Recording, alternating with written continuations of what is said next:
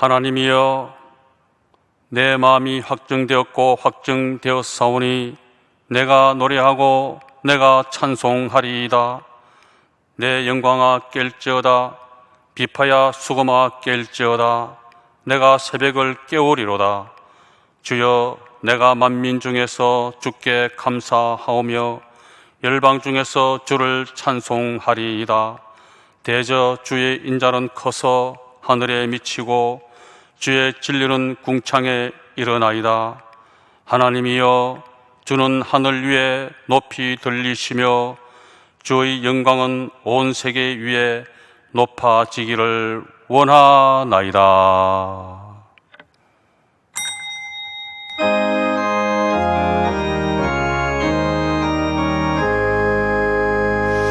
만복의 근원 하나님,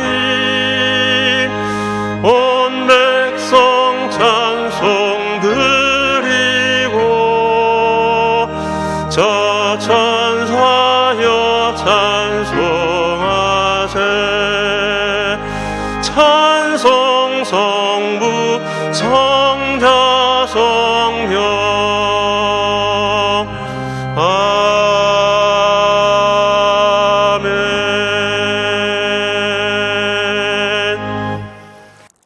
전능하사 천지를 만드신 하나님 아버지를 내가 믿사오며 그 외아들 우리 주 예수 그리스도를 믿사오니 이는 성령으로 잉태하사 동정녀 마리아에게 나시고 본디오 빌라도에게 고난을 받으사 십자가에 못 박혀 죽으시고 장사한 지 사흘 만에 죽은 자 가운데서 다시 살아나시며 하늘에 오르사 전능하신 하나님 우편에 앉아 계시다가 저리로서 산자와 죽은 자를 심판하러 오시리라. 성령을 믿사오며 거룩한 공회와 성도가 서로 교통하는 것과 죄를 사하여 주시는 것과 몸이 다시 사는 것과 영원히 사는 것을 믿사옵나이다. 아멘.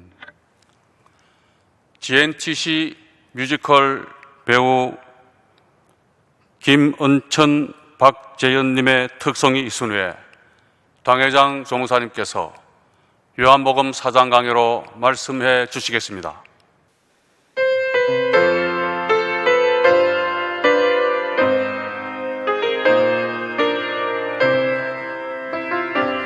이는 하나님가 우리에게 낳고 한 아들을 우리에게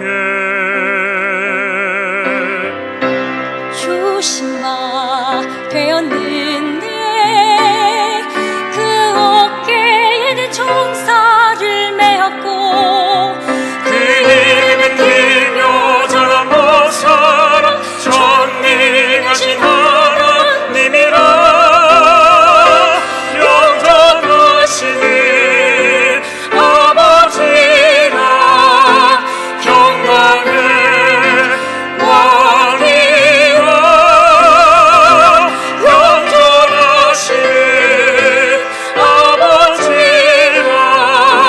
평강의 왕이라.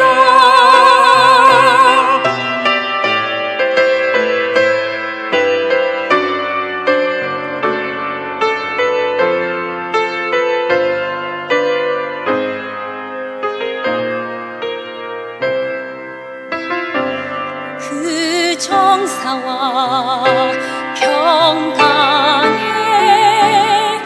더함이 무궁하며 보다세 위에 앉아서 그 나라를 굳게 세우고 자기 미유 영원토록 공평과 공의로 보존하실 것이라. 만군의 여호와의 열심히 일을 이루시리라. 만군의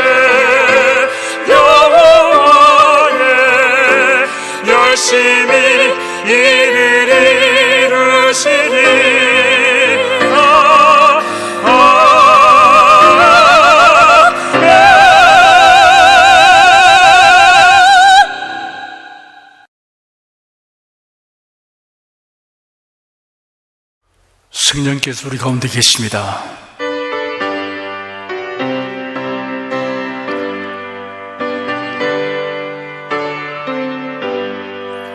구세주를 믿는 이들 찬송하고 찬송하세.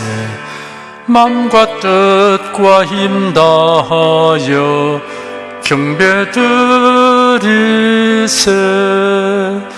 은혜 진리 되신 예수 영원토록 변함없네. 성도들아 주를 믿어 길이 섬기세.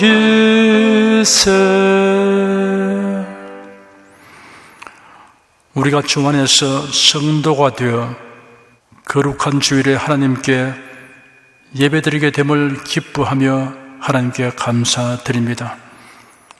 긍휼이 풍성하신 하나님이 우리를 사랑하신 그 크신 사랑을 인하여 허물과 죄로 죽었던 우리를 그리스도 안에서 새 생명을 얻어 살게 하신 그 은혜에 대한 감사를 형언할 길 없음을 고백합니다.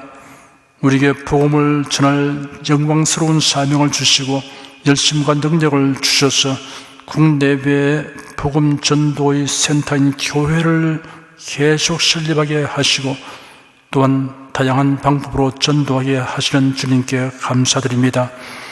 지금은 교회가 세례와 성찬을 행하는 것이 어렵게 되고 예배 모임과 전도 활동도 제한을 받는 현실이 되었습니다.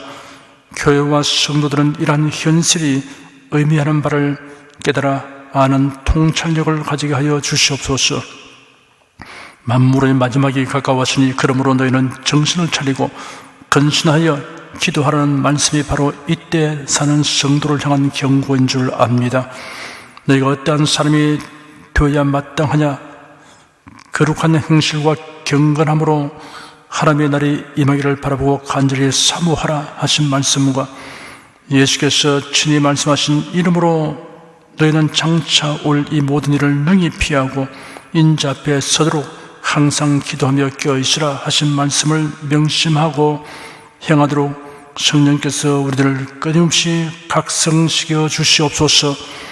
지금 예배하는 동안에 신령한 은사와 열매가 더하게 하여 주시고 몸과 마음과 가정을 치료하여 주시옵소서. 소원과 간구가 응답되게 하여 주시옵소서. 성도들의 거창한 곳과 모든 예배당에 예수님 보혈의 은총과 성령님의 권능이 항상 임하여 있어서 주님의 평강으로 가득하게 하여 주시옵소서.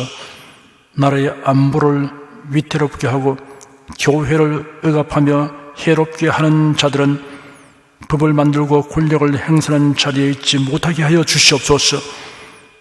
진정으로 나라를 위하고 교회를 위하여 힘쓰는 사람들이 각계각층의 지도자들이 되게 하여 주시옵소서. 하나님께서 세우신 우리 나라와 교회가 복음을 널리 전파하는 사명을 온전히 수행하게 되기를 원합니다. 복음과 자유의 물결이 북한을 완전히 뒤덮게 하여 주시옵소서. 예수 그리스도 이름으로 기도드립니다. 아멘. 국내국의 각 가정과 각 처소에서 예배드리시는 성도 여러분에게 우리 주 예수 그리스도의 은혜가 충만하기를 축복합니다. 오늘은 요한복음 4장 1절에서 18절까지 함께 살펴보겠습니다. 이 시간 성령께서 우리 각 사람을 진리 가운데로 인도하여 주시고 말씀의 권능을 깊이 체험하도록 하여 주실 것을 믿습니다. 1절에서 4절까지 함께 읽겠습니다. 예수의 제자를 삼고 세례를 주는 것이 요한보다 많다 하는 말을 바리새인들이 들은 줄을 주께서 아신지라. 예수께서 친히 세례를 주시지 아니하여 제자들이 준 것이라. 유대를 떠나사 다시 갈릴리로 가실새 사마리아로 통행하여야 하겠는지라. 예수께서 공적 활동을 시작하시게 되자 많은 사람들이 추종하기 시작했습니다. 앞에서 살펴보았듯이 세례 요한을 따르던 사람들도 예수님에게로 몰려간 것은 사실입니다. 하지만 예수님이 직접 세례를 준 것은 아니었습니다. 여기서 지칭하는 바리새인들이란 산헤드린 의원 등의 종교적 그리고 사회적 힘이 있는 계층의 바리새인들을 의미합니다. 유대 사회의 정치 및 종교 지도자들은 세례 요한이 그들의 위선적 행위를 가차없이 질타하는 것과 세례 요한이 민중들에게 지지를 받고 있는 사실로 인하여 눈에 가시처럼 여겼습니다. 그런데 세례 요한보다 더 큰 영향력을 미치는 예수님이 등장한 것을 알고 고민하였습니다. 세례 요한보다 더 큰 골칫거리가 생겼다고 생각하였습니다. 이러한 그들에게 많은 사람들이 예수님을 추종한다는 소문은 그들을 긴장하게 하였습니다. 이런 분위기를 감지한 예수님은 유대 종교 지도자들과의 충돌을 피하려고 유대에서의 활동을 멈추고 제자들과 함께 유대 지역을 떠나 갈릴리로 향했습니다. 바리새인들을 두려워해서가 아니라 불필요한 마찰을 일으키지 않으려고 유대를 떠나 갈릴리로 가시려고 하신 것입니다. 예수는 하나님께서 정하신 때에 맞추어 일을 행하시기 때문이었습니다. 팔레스틴 땅은 남북의 길이가 200km가 채 안 되었으나 그 당시는 세 지역으로 나뉘어져 있었습니다. 북쪽은 갈릴리, 남쪽은 유다, 중간은 사마리아 지역입니다. 예수님은 사마리아를 통과하여 갈릴리로 가려고 작정하였습니다. 예수께서 사마리아를 통하여 가시려고 한 것은 유대에서 갈릴리로 가는 가장 빠른 길이 사마리아를 통행하는 길이기 때문이기도 하지만 사마리아 사람들에게 복음을 전하기 위한 목적이 있었습니다. 5절, 6절, 2절 읽겠습니다. 사마리아에 있는 수가라 하는 동네에 이르시니 야곱이 그 아들 요셉에게 준 땅이 가깝고 거기 또 야곱의 우물이 있더라. 예수께서 행도에 고나여 우물 곁에 그대로 앉으시니 때가 제6시쯤 되었더라. 예수님과 제 아들이 수가라고 부르는 사마리아의 한 마을에 이르렀습니다. 그곳에 우물이 있었습니다. 그 우물은 옛날 유대 민족의 조상 야곱이 사용했던 우물로 알려져 있었습니다. 이러한 우물 곁에는 대체로 여행자들이 쓸 수 있도록 자리가 마련되어 있었습니다. 그때의 시각은 정오쯤이었습니다. 팔레스틴은 낮은 몹시 덥고 건조하여 길을 걷는 사람이 쉽게 지치게 되었습니다. 예수님도 육신으로는 피곤하여 우물가에 앉으셨습니다. 7절에서 9절까지 함께 읽겠습니다. 사마리아 여자 하나가 물을 길러 왔으며 예수께서 물을 좀 달라 하시니 이런 제 아들이 먹을 것을 사러 동네에 들어갔음 이르라. 사마리아 여자가 가로되 당신은 유대인으로서 어찌하여 사마리아 여자 나에게 물을 달라 하나이까 하니 이런 유대인이 사마리아인과 상종치 아니함이르라. 제 아들은 먹을 것을 사러 동네로 들어갔습니다. 그때 사마리아 여인 하나가 물을 길러 왔습니다. 보통 물 깃는 일은 아침이나 저녁 때 동네 여인들이 함께 하였습니다. 그런데 이 여인은 해가 뜨고 낮에 혼자서 왔습니다. 이 여인이 이렇게 외톨이로 행동한 데는 필시 어떤 사정이 있었을 것입니다. 동네 사람들에게 배관시 당하고 있거나 아니면 사람들에 대한 기피증이 이 여인에게 있었을 것입니다. 웬 낯선 남자가 우물 곁에 앉아있는 것을 본 여인은 애써 외면하려는 태도로 물을 깃는데 물 좀 주시오 라고 그 남자가 말했습니다. 여인은 매우 뜻밖이라는 반응을 나타내었습니다. 여인이 어찌하여 라는 의아함과 놀라움으로 질문하는 까닭은 낯선 남자가 초면에 여인에게 물을 달라고 요구했기 때문이 아니었습니다. 유대인으로서 사마리아 여인에게 물을 달라고 요구했다는 사실 때문이었습니다. 사마리아인과 유대인은 상종치 아니했습니다. 엄격한 바리새인들은 사마리아인과 접촉하는 것을 꺼려하기 때문에 사마리아 지역을 통행하지 아니하였습니다. 갈릴리 지역과 유다 지역을 오갈 때는 사마리아를 비켜다녔습니다. 사마리아를 경유하면 사흘길인데 동쪽에는 요단강을 건너 베레아를 통과하여 가면 2배나 먼 길입니다. 그런데도 사마리아를 기피하는 이유는 지난날 이스라엘 나라가 겪었던 비운의 역사에서 비롯됩니다. 사마리아는 과거 이스라엘 나라가 남북 왕조로 나누어져 있을 때 북왕국 이스라엘의 수도였습니다. 북왕국 이스라엘과 남왕국 유다의 지도자와 백성들이 모두 우상 숭배한 결과로 하나님의 심판을 받아 멸망했습니다. 북왕국 이스라엘은 아수르 제국의 침략을 받아 난공불락을 새긴 사마리아가 함락되었습니다. 주전 722년 아수르 제국의 왕 사르곤 2세가 이스라엘의 수도 사마리아를 침공하여 함락시킨 후 이스라엘 10지파 사람들을 포로로 끌고 가서 아수르 제국 각지에 흩어버렸습니다. 그러는 바벨론과 구다와 아하와 하막과 스발와임에서 많은 이방인들을 데려다가 사마리아 여러 성읍에 거주하게 하였습니다. 나라를 재건하지 못하도록 하기 위한 방책이었습니다. 그러나 주민을 남김없이 잡아가기는 불가능하였습니다. 그 결과 사마리아에 잔류하고 있던 사람들은 이방민족과 혼혈되었습니다. 그뿐 아니라 그들의 신앙이 이방인의 종교와 혼합되었습니다. 사마리아인은 혈통과 신앙의 순수성을 모두 상실하였습니다. 유다 왕국은 사마리아가 함락된 지 136년이 지나 주전 586년에 바벨론 왕 느부갓네살에 의해 예루살렘이 함락되고 유다 지파와 베냐민 지파가 바벨론으로 포로되어 끌려갔습니다. 그로부터 약 50년 후 하나님의 섭리로 기적 같은 일이 일어났습니다. 페르시아 왕 고레스가 바벨론을 통치하면서 유대인들이 고국에 돌아가는 것과 예루살렘 성전을 재건하는 것을 허락하였습니다. 그뿐 아니라 기환자들에게 성전 재건을 위한 최상의 자재들을 제공하였습니다. 감격의 눈물을 흘리며 돌아온 그들은 예루살렘 성과 성전을 재건하는 데 전심전력하였습니다. 주전 537년 스룹바벨의 영도하에 1차 기환자들이 고국에 돌아왔을 때는 이미 사마리아 주민들은 혈통적으로나 신앙적으로 이방화되어 서로 상종할 수 없게 되어 있었습니다.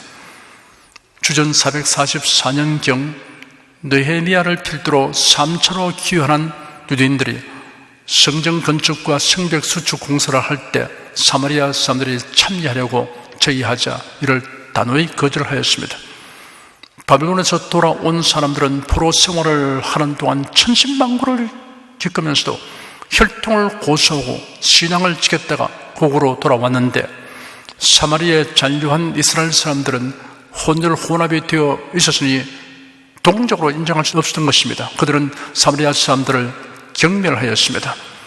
이에 충격을 받은 사마리아인은 분격하여 유대인과 적대 관계가 되었습니다. 사마리아인들은 그리심산에 성전을 세우고 그곳에서 예배를 드렸습니다. 그런데 주전 129년에 유대 장군이며 지도자인 히르크카누스가 사마리아를 공격하여 그리심산에 있는 성전을 약탈하고 파괴하였습니다. 그리하여 유대인과 사마리아인의 관계는 더욱 악화되었습니다. 이러한 유래를 가진 어두운 역사로 인하여 유대인과 사마리아인들 간의 반목과 질서는 통행 문제까지 야기시킨 것입니다. 그러므로 갈릴리 거주민들이 유대 지역인 예루살렘 성전에 예배하려고 사마리아를 지나가는 것을 사마리아인은 방해하였습니다. 이로 인하여 유대인들이 갈릴리에서 유대로 가든지 유대에서 갈릴리로 가려고 할 때에는 중간 지역인 사마리아를 지나가면 가까운데도 불구하고 동쪽 요단강을 건너 다니는 우회로를 택하게 되었습니다. 사마리아인과 유대인이 이처럼 오랜 기간 상종치 아니했으므로 언어와 복장에도 차이가 생겼습니다. 아마 그런 까닭에 여인의 예심을 유대인이라고 쉽게 분간했을 것입니다. 당신은 유대인으로서 어찌하여 사마리아 여자인 제게 물을 달라고 하십니까? 라는 사마리아 여인의 질문은 이런 역사적 배경을 가진 것입니다. 10절에서 12절까지 함께 읽겠습니다. 예수께서 대답하여 가라사대 네가 만일 하나님의 선물과 또 네게 물 좀 달라 하는 네가 누구인 줄 알았다면 네가 그에게 구하였을 것이요 그가 생수를 내게 주었으리라. 여자가 가로되 주여 물길을 그릇도 없고 이 우물은 깊은데 어디서 이 생수를 얻게 삼나이까? 우리 조상 야곱이 이 우물을 우리에게 주었고 또 여기서 자기와 자기 아들들과 짐승이 다 먹었으니 당신이 야곱보다 더 크니까? 놀라움과 의아심이 가득한 여인의 질문에 대하여 예수님이 대답하셨습니다. 네가 만일 하나님의 선물과 또 네게 물 좀 달라 하는 이가 누구인 줄 알았다면 네가 그에게 구하였을 것이요 그가 생수를 네게 주었으리라. 사마리아 여인은 자기와 대화하고 있는 분이 메시아라는 사실을 모르니 그 말씀에 함축되어 있는 뜻을 알리 만무합니다. 여인은 예수의 대답을 듣고 생수를 단순히 우물에서 길어 올리는 물로 알고 주여 물길을 길어도 없고 이 우물은 깊은데 어디서 이 생수를 얻겠습니까? 우리 조상 야곱이 이 우물을 우리에게 주었고 또 여기서 자기와 자기 아들들과 짐승이 다 먹었으니 당신이 야곱보다 더 큽니까? 라고 되물었습니다. 여기서 여인이 사용한 주여라는 호칭은 관습적 언어로는 존경의 호칭이었습니다. 수가성 사람들이 사용하던 우물은 상당히 깊었습니다. 물 기는 두레박이 없으면 물을 기를 수 없었습니다. 간혹 어떤 우물에는 염소 가죽으로 만든 두레박이 비치된 곳이 있으나 대부분은 없었습니다. 그러므로 사람들이 여행할 때는 보통 동물의 가죽으로 만든 주머니를 소지하고 다녔습니다. 우물에서 물을 길어 올리기 위해서였습니다. 여인이 보니 예수님이 물길을 그릇도 가지 않으셨고 이 우물은 아주 깊었기 때문에 자기에게 생수를 줄 수 있다는 말씀이 이해가 가지 않았습니다. 더욱이 예수께서 말씀하신 것은 생수입니다. 유대인들이 보통 말하는 생수 개념은 흐르는 물이나 솟아나는 물이었습니다. 고여있는 저수지나 웅덩이 물에 대해 흐르는 샘물이나 솟아나는 샘물을 가리키는 말입니다. 우물은 지표로부터 스며들어 고여있는 물입니다. 이런 물보다 생수가 더 좋은 것입니다. 여인이 예수님에게 우리 조상 야곱이 이 우물을 우리에게 주었고 또 여기서 자기와 자기 아들들과 짐승이 다 먹었으니 당신이 야곱보다 더 큽니까? 라고 물은 이유가 여기에 있습니다. 여인은 야곱을 자기 조상이라고 믿고 있었으며 이를 매우 자랑스럽게 여겼습니다. 그러므로 지금 자기에게 생수를 주겠다고 하는 분이 누군지 몰라도 이 우물을 물려준 야곱보다 위대할 수는 없다고 생각했습니다. 13절에서 18절까지 읽겠습니다. 예수께서 대답하여 가라사대 이 물을 먹는 자마다 다시 목마르느니와 내가 주는 물을 먹는 자는 영원히 목마르지 아니하리니 나의 주는 물은 그 속에서 영생하도록 솟아나는 샘물이 되리라. 여자가 가로되 주여 이런 물을 내게 주사 목마르지도 않고 또 여기 물길로 오지도 않게 하옵소서. 가라사대 가서 네 남편을 불러오라. 여자가 대답하여 가로되 나는 남편이 없나이다. 예수께서 가라사대 네가 남편이 없다 하는 말이 옳도다. 네가 남편 5이 있었으나 지금 있는 자는 네 남편이 아니니 네 말이 참되도다. 예수님은 여인을 진리 가운데로 인도하시기 위해 대화를 이어갔습니다. 이 물을 먹는 자마다 다시 목마르느니와 내가 주는 물을 먹는 자는 영원히 목마르지 아니하리니 나의 주는 물은 그 속에서 영생하도록 솟아나는 샘물이 되리라. 이 말씀을 듣고 여인은 기이한 느낌을 받았습니다. 한편으로는 설레는 기대감이 마음을 채웠습니다. 아마도 놀라움으로 여인은 눈을 크게 뜨고 그러나 진지하게 요청했을 것입니다. 주여 이런 물을 내게 주사 목마르지도 않고 또 여기 물길로 오지도 않게 하옵소서.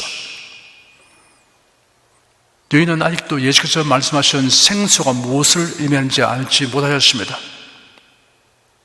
과연 한 번 먹기만 하면 영원히 목마르지 않는 물이 있다면 얼마나 좋으랴, 물기는 일과에서 벗어날 테니라고 생각했습니다. 사람은 육신의 갈증을 해소하기 위해서는 물을 마셔야 합니다.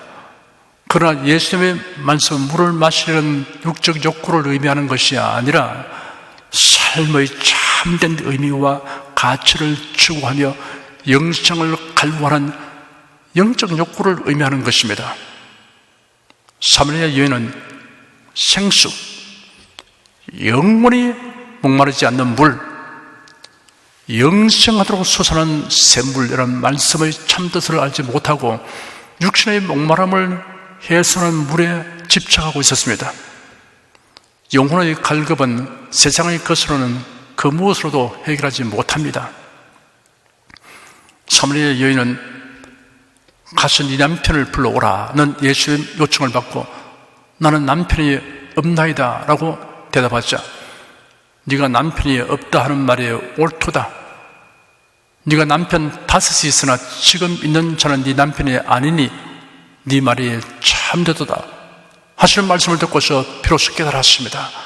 남편이라는 말에서 그가 즉시 생수, 영원히 목마르지 않는 물, 영생하도록 솟아나는 샘물이라는 말씀이 영적 갈망에 대한 해답이라는 것을 알게 되었습니다.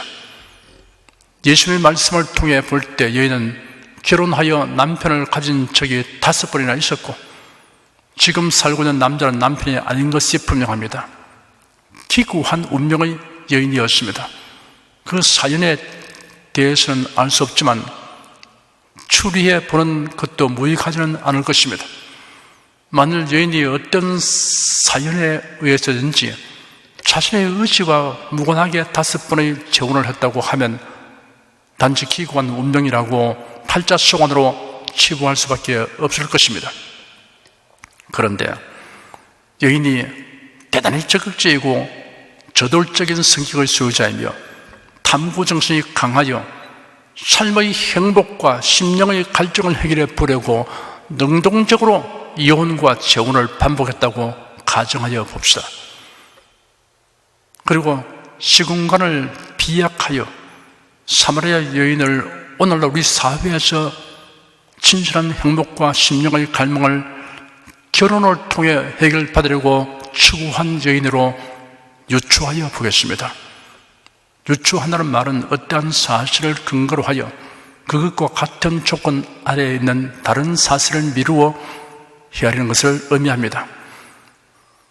그 여인은 정치가의 아내가 되면 매우 행복하리라고 생각했습니다. 그래야 정치학도와 사유였습니다. 그 청년은 장래 정치가로서 무엇을 어떻게 할 것인가에 대한 포부가 확실했습니다. 바라는 대로 여인은 정치가의 아내가 되었습니다. 그러나 여인이 생각했던 이상과 현실은 깊은 간격이 있었습니다. 남편이 국회의원 선거에 출마하여 낙선의 고배를 마시게 된 때의 그 좌절과 허탈감은 형기 어려운 것이었습니다. 그러나 다음 기회에 재도전하여 기어코 당선의 영광을 누리게 되었지만 임기가 얼마나 빠르게 지나가는지 눈 깜빡할 사이에 지나가 버린 것 같았습니다. 이제 여인의 눈에는 사람이 사람으로 보이지 않고 모두 투표 용지로 보였습니다. 남편을 내주하느라고 얼마나 많은 사람과 악수를 했는지 손목과 손가락 관절에 이상이 생겼습니다. 사람들을 만나면 억지 미소를 짓느라고 애써 입이 다 아플 지경이었습니다. 정치인들에 대한 국민의 기대가 너무 큰 탓인지 대체로 칭찬보다 책망과 비난이 더 많으니 편한 마음을 가질 수 없었습니다. 사람들의 시선이 따갑게 느껴졌습니다. 여인은 고심끝에 중대 결단을 내리고 말았습니다. 사업가는 많이 벌든 적게 벌든 누가 책망하거나 비난하지 않을 것이라는 생각이 들었습니다. 살림을 살아보니 뭐니 해도 뭐니가 제일이다는 말이 맞는 말이라는 생각이 들었습니다. 여인은 곰곰이 생각한 끝에 사업가와 결혼했습니다. 그런데 사업이 잘 되는 것과 비례하여 남편이 집에 들어온 날수가 줄어들어 도대체 가정이니 결혼이니 하는 것이 무슨 의미가 있는지 의문이 생겼습니다. 반면에 사업이 안 되는 날에는 염려 근심으로 밤잠을 이루지 못하였습니다. 돈을 꾸리고 동분서주했습니다.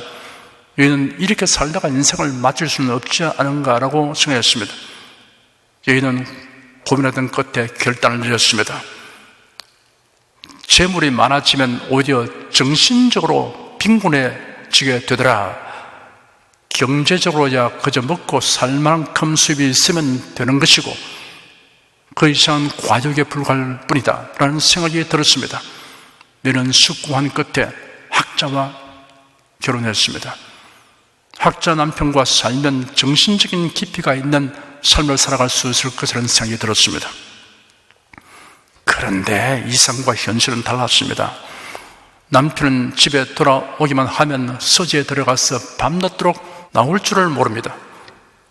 어쩌다가 대화할 시간을 가지게 되면 무식하다고 핀잔만 주었습니다. 자존심이 상할 대로 상하게 된 어느 날 저희는 결단을 내렸습니다. 이제는 마지막으로 내 인생의 행복을 위해 용기를 내어 새롭게 도전해 보아야지 산과 강이 어우러진 풍치 좋은 곳에서 자연과 더불어 살았으면 좋겠다는 생각을 하였습니다. 엄마야 누나야 강변 살자. 떨리는 반짝이는 금물의 빛, 뒷문 밖에는 칼리프의 노래. 엄마야 누나야 강변 살자 노래가 절로 나왔습니다. 강에서 고기를 잡아 먹기도 하고 시장에다 팔기도 하며 큰 욕심 없이 살아갈 수 있는 사람을 찾아서 결혼하려고 생각했습니다. 그러다가 생각을 바꾸었습니다. 내 귀한 소라껍질을 바닷소리 그리우라는 프랑스의 시인 장 kok토의 시 항구들이 떠올랐기 때문입니다. 기왕이면 좁은 강보다는 넓은 바다를 보며 사는 것이 더 낫지 않겠는가 하는 생각이 마음에 자리 잡았습니다. 그래야 어부와 결혼했습니다. 그런데 이상과 현실은 괴리가 있었습니다. 남편이 먼 바다라도 나간 날에는 돌아올 때까지 걱정이 되어 안절을 부들 못하였습니다. 마음의 염려는 짙게 덮인 구름보다 더하였고 근심의 파도는 바다보다 더 르릉되었습니다. 그보다는 고기 비린내 나기가 역겨웠습니다. 너희는 또다시 결단을 내렸습니다. 기왕 내친 김에 새로운 길을 다시 한번 모시게 봐야겠다. 내가 왜 저런 생활을 생각하지 못했던가. 대지는 거짓이 없다. 땀 흘린 대가를 얻게 해주며 심은 대로 거두게 할 것이니 흙과 더불어 사는 생활이 가장 순박하고 정직한 생활이 될 것이라는 생각이 들었습니다. 짐승도 기르면서 각종 과일 나무도 심어 갖가지 꽃을 즐기고 탐스러운 열매를 수확하고 계절의 정취를 만끽하며 살아야겠다. 그래야 농부와 결혼했습니다. 그런데 이게 웬일입니까? 이상과 현실은 너무나 달랐습니다. 풀과의 전쟁에다 벌레와의 전쟁까지 치러야 했습니다. 손을 떼어야 할 일이 어찌 그리 많은지 계절의 정취를 맛볼 겨를도 없이 해가 바뀌어 갔습니다. 여인은 최후의 결단을 내렸습니다. 농부와 작별하고 더 이상의 결혼 생활은 포기했습니다. 지금 살고 있는 남자는 여인의 이런 전력을 알고 자신이 정녕 행복하게 해주겠다고 하지만 이런 아무도 그의 바라는 것을 충족시켜 주지 못할 것을 알았기 때문에 결혼하지 않은 상태로 함께 살고 있었습니다. 여인의 위치에 모든 인생들을 놓고 생각한다면 반드시 남편이라는 대상으로 한정할 이유가 없습니다. 사람들은 행복과 심령의 공허를 채워보려고 온갖 시도를 하고 있습니다. 그러므로 여인의 모습에 모든 사람의 모습이 오버랩됩니다. 어떤 화면 위에 다른 화면이 겹치면서 먼저 화면이 차차 사라지게 되는 것과 같이 그 여인은 다른 이가 아니라 바로 그래도 밖에 있는 사람들의 모습입니다. 예수를 믿기 전에 우리 모습입니다. 독일의 시인 괴테는 자신은 한평생 행복한 적이 없었다고 솔직히 실토하였습니다. 사람의 심령에는 세상 것으로 채울 수 없는 갈망이 존재합니다. 학문, 종교, 과학, 정치, 예술, 그 어느 것도 인간의 영혼이 갈망하는 것을 채우지 못합니다. 지위, 권세, 명성, 재물, 쾌락도 인간의 영혼이 갈망하는 것을 만족하게 하지 못합니다. 성자 어거스틴은 하나님을 향하여 창조된 우리 영혼은 하나님 안에서 쉼을 얻기 전에는 평안이 없나이다 하였습니다. 영혼의 갈망은 하나님께서만 충족하게 할 수 있습니다. 하나님은 구세주 예수 그리스도를 세상에 보내셨습니다. 예수 그리스도는 대속의 죽음을 죽으셨고 죽음에서 부활하셨습니다. 그를 믿는 모든 자의 구세주가 되어 주십니다. 예수 그리스도는 그를 믿는 모든 자에게 생수, 영원히 목마르지 않는 물, 영생하도록 솟아나는 샘물을 주십니다. 예수 그리스도를 믿는 사람은 이 생에서 어떠한 처지에 있어도 죄사함 받아 의롭게 되었으며 영생을 얻었으며 하나님의 자녀가 되어 천국을 향하여 나아가고 있습니다. 세상이 주지 못하고 빼앗아가지 못하는 이런 행복을 누리는 자가 된 사실을 생각하면 세상에 사는 동안 어떠한 부족과 곤란이라도 다 극복할 수 있으니 할렐루야 찬송이 저절로 나옵니다. 기도하겠습니다. 참된 예배와 행복을 추구하면서도 영혼이 갈급하는 것이 무엇이며 그것을 어떻게 해결할 수 있는 것을 알지 못하여 헤매는 한 여인을 긍휼히 여기시고 그 답을 얻게 하기 위하여 친절한 대화를 나누신 예수님의 모습을 보면서 주님, 이 시간 우리가 깊은 감동을 받았습니다. 사마리아 수가성 우물로 나온 여인이 곧 우리 인생의 표본이라는 것을 알려주고 있는 것을 우리가 깨닫습니다. 정녕 인생에 필요하고 해결되어야 할 문제를 바르게 인쇄하고 참된 해결책을 알도록 자상하게 우리를 이끌어 주신 하나님께 감사드립니다. 예수 그리스도 이름으로 기도드립니다. 아멘. 오늘과 7지 찬양 215장 부르십시다.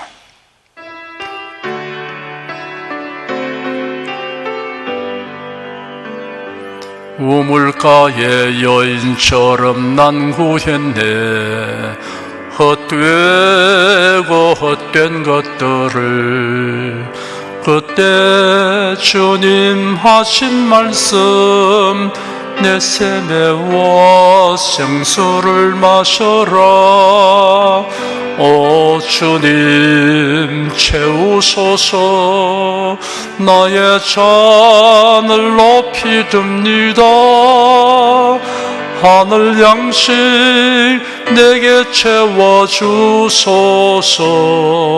넘치도록 채워주소서.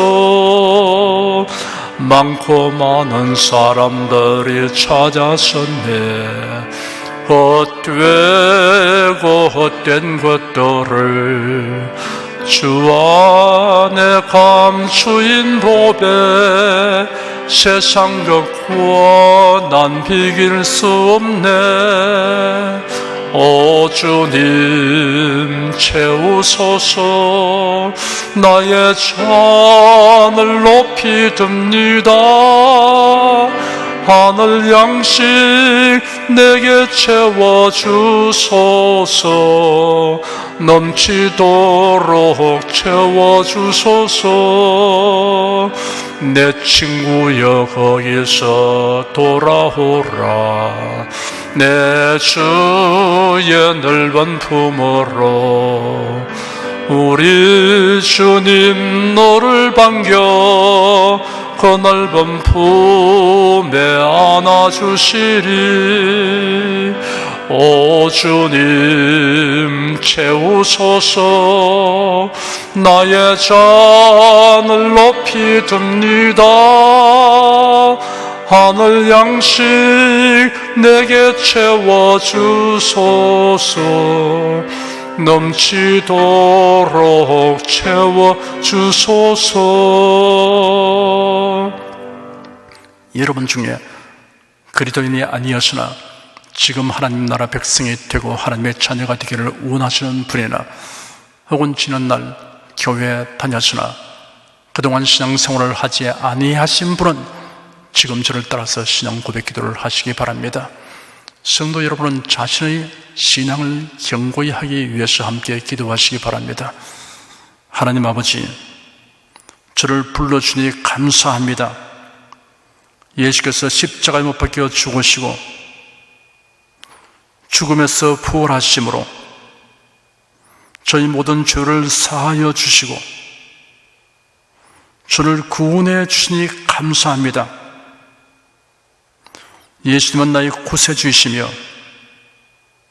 하나님이시며 주님이심을 믿고 고백합니다. 하나님을 변함없이 경외하고 사랑하고 의지하며 살겠습니다. 힘써 복음을 전하며 살겠습니다. 예수님 이름으로 기도드립니다. 아멘. 여러분 가슴에 손을 얹으십시오. 우리 기도를 응답하신 하나님을 앙망하시기 바랍니다. 병장한 분은 아픈데 믿음의 손을 얹으십시오. 주 성령께서 우리 가운데 임하여 계십니다. 예수님의 사랑과 능력과 계속의 은혜로서 우리를 치유하여 주십니다. 성령의 나타남과 능력으로 표적과 기사를 베풀어 주십니다. 나는 너희를 치료하는 여호와임이라. 예수께서 가르치시며 천국 복음을 전파하시며 모든 병과 모든 약한 것을 고치시니라. 너희 중에 병든 자가 있느냐 위하여 기도할지니라. 믿음의 기도는 병든 자를 구원하리니 주께서 저를 일으키시리라. 병 낫기를 위하여 서로 기도하라. 이러한 성경 말씀에 의거하여 우리가 하나님께 신주를 간구하오니 응답하여 주시옵소서.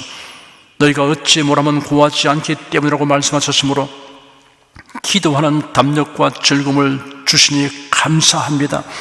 믿는 자들에게 이런 표적이 따르리니 병든 자에게 손을 얹으면 나으리라 하신 약속을 조차 지금 연약하고 병든 곳에 손을 얹고 간구하는 모든 성도들에게 하나님의 권능이 임하여 낫게 하여 주시옵소서. 병들어 고통하는 친족과 교우들을 위하여 기도하오니 불쌍히 여기시고 치료하여 주시옵소서. 모든 병과 모든 약한 것을 고치신 예수님께 간구합니다. 상한 몸, 병든 몸을 고쳐 주시옵소서. 뇌, 구강, 혀, 척수, 갑상선, 임파선, 뼈, 골수, 인대, 관절, 디스크, 근육, 신경, 혈액, 혈관, 피부를 고쳐 주시옵소서. 시각기관, 청각기관, 심장, 호흡기, 소화기, 비뇨기의 기능이 완전하게 하여 주시옵소서. 예수 그리스도 이름으로 명한다. 병만은 물러가라. 통증과 염증은 나을지어다. 암과 종양은 소멸될지어다. 각종 장애는 치유될지어다. 예수 그리스도 이름으로 명하노라. 지금 낫게 될지어다. 순식간에 나을지어다.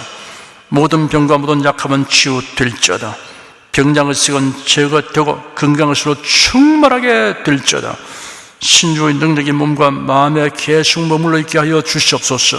몸과 마음이 마치 위안가에서 온 송아지처럼 독수리가 날개치며 올라옴같이 활기차게 하여 주시옵소서. 생활에 다가오는 풍파는 고요하고 잠잠하게 하여 주시옵소서. 모든 일에 항상 모든 것이 능력하여 드리고 베푸는 일을 풍성하게 행하도록 하여 주시옵소서. 슬픈 일을 당한 성도들에게 주님께서 손 내밀어 붙들어 주시고 주님의 음성을 들려 주시옵소서. 슬픔보다 더 큰 위로가 임하여 속히 극복하게 하여 주시옵소서. 가정이 평안하고 가족이 모두 독실한 신앙을 가지게 하여 주시옵소서.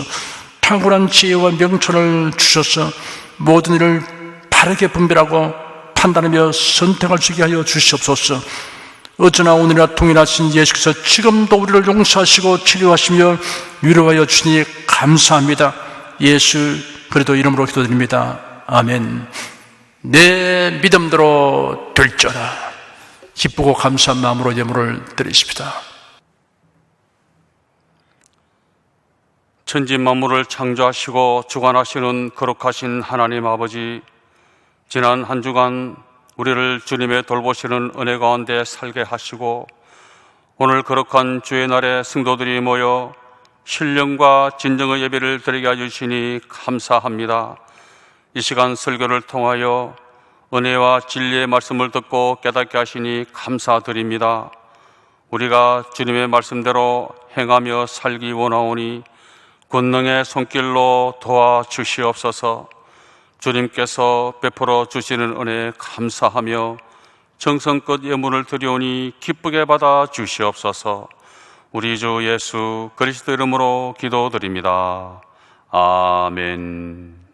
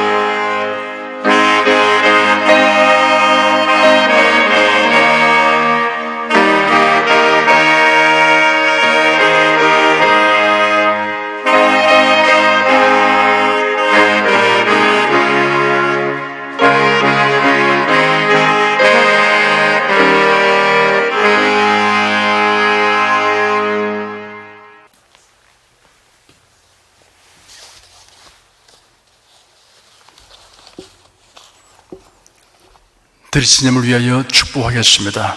하나님께 감사 헌금 11조, 건축 헌금은 선교 헌금 1,000교회 설립 헌금을 드렸습니다. 향기로운 예물로 연락해 주시고 우리 성도의 모든 생활을 윤택하게 하여 주시옵소서. 예수 그리스도 이름으로 축복하며 기도드립니다. 아멘. 성령 부르겠습니다.